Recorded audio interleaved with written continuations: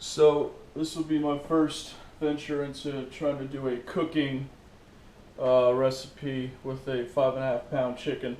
By the way, this chicken I harvested myself, got it from a friend, chopped its head off, did the whole thing to it, and so far, the last chicken I had was pretty good. So I'm looking forward to actually, dicing this one up and getting it prepared to cook for dinner tonight and also for lunches. So what I'm gonna do is I do kind of a different method sometimes with chicken, and I gotta pull it out here, but I'm going to probably use some sort of,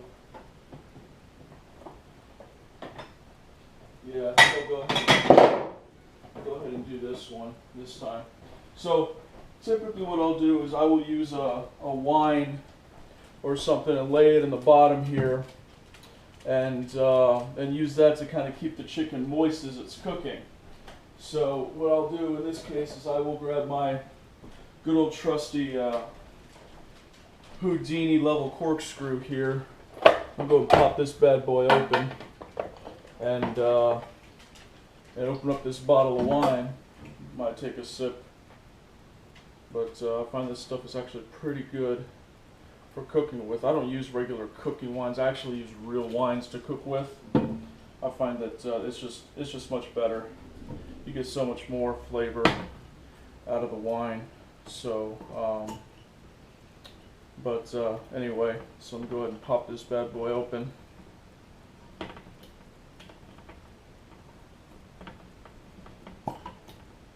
And what I like to do is I'll just kind of, just pour a little bit in there.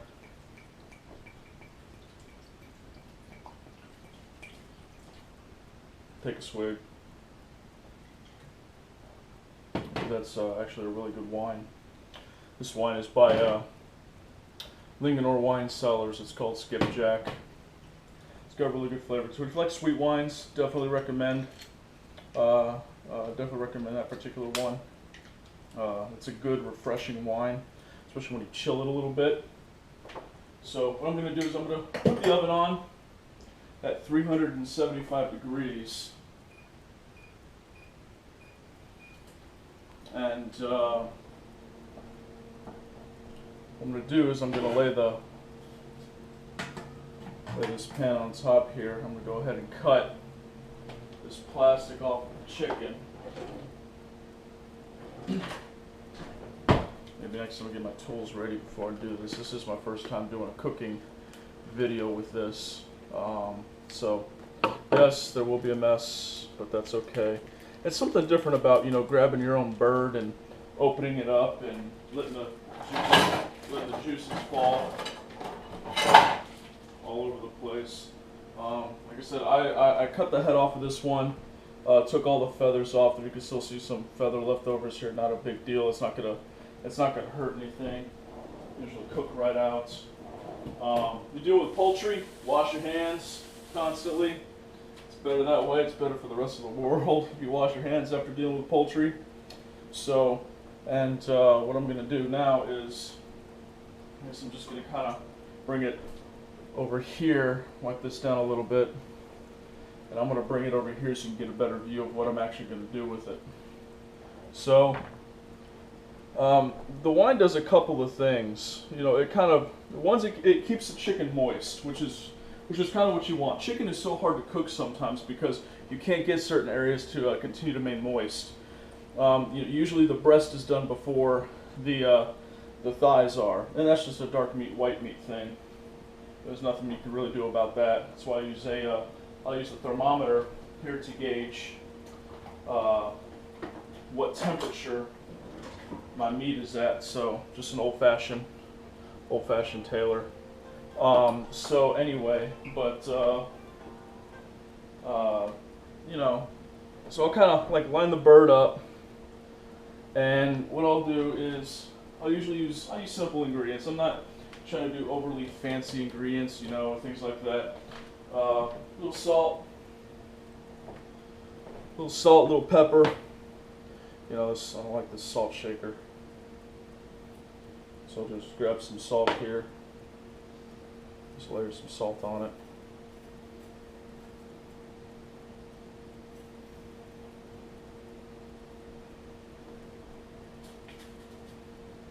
I'll grab some pepper. This pepper shaker works okay. So.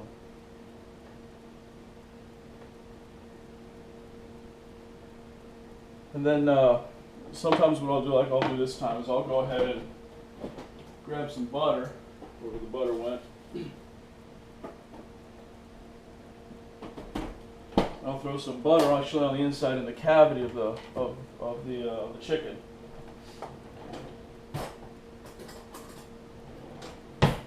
So grab about a spoonful, just kind of just stuff it in there, kind of thing. Bird's dead, I'm not gonna know it's being stuffed. So that also helps it cook from the inside out as well. The salt added with the butter in there will kind of. That's also a good measurement too on whether or not the chicken is actually done. If the butter is melted on the inside, for the most part, the chicken itself is probably done. There's really not much that needs to go on with this particular chicken, because what I'm going to do later is I'm probably going to add, closer to when it's being finished, I'm probably going to add some, what do they call it? Yeah, some apple butter barbecue sauce. This McCutcheon stuff. We get it from a local farm around here. It's really good stuff. Highly praised, at least in my mind. Then again, what is my opinion worth these days? Not much. So, let's see, what else am I missing? I'm probably missing something. If I had enough time, I'd probably show you an injection or show you something like that. But I don't really think that there's a reason to go ahead and do that. This particular time, I'm kind of a tight schedule tonight. One thing I will add though is, which I found to be really, really tasty, is I will add just a dash of lemon pepper to the bird. Yeah, I already added pepper, but you know what? Let's add some lemon to it. And we'll call it good there.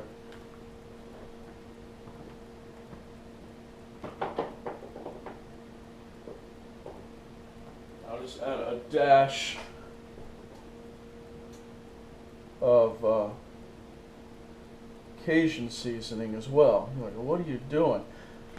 I'm one of those people that can look in a cabinet and a pantry and just figure out what to cook on the last minute. So, you know what? That's just kind of the way I roll. Most of these kind of recipe videos are going to be like that. They're going to be kind of on the fly.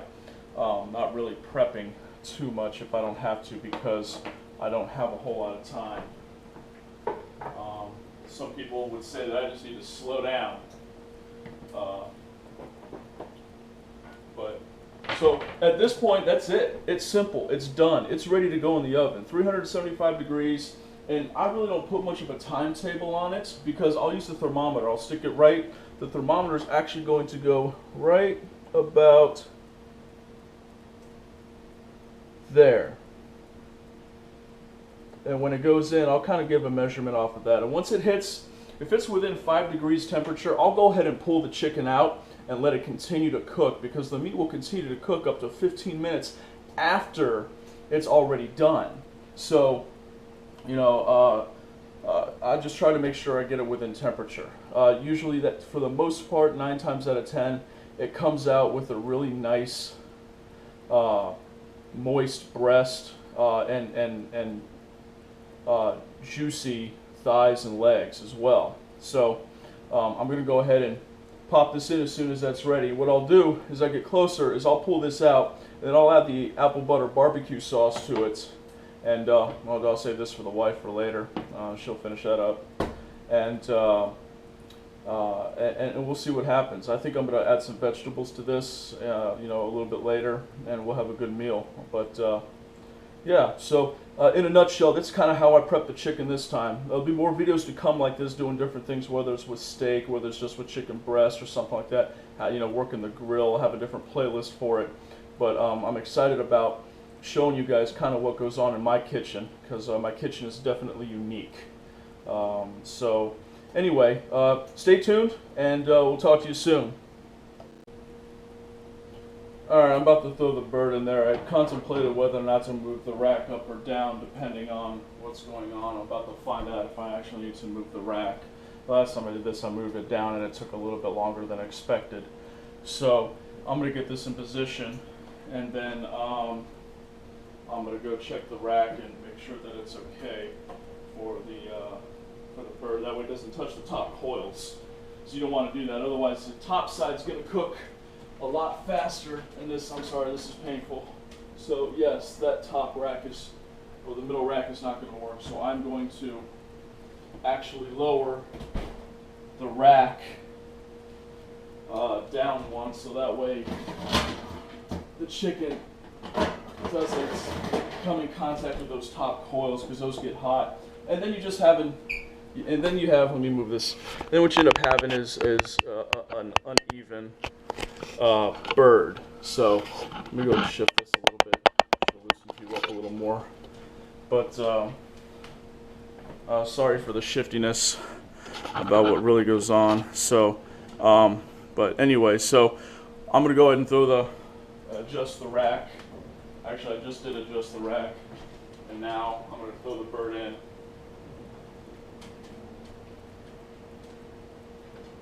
And we'll see what happens.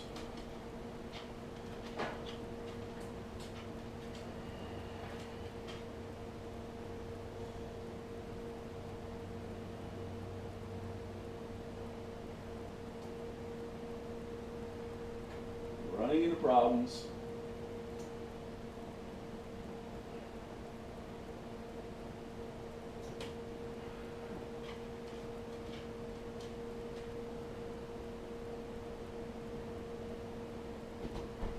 Alright, that was kind of painful, but we'll see how it turns out. I couldn't exactly see the thermometer in the position it was in, so food for thought. Double check that before you go in there, otherwise you're dealing with high heat. So anyway, I'll bring you back in a little bit, check everything out.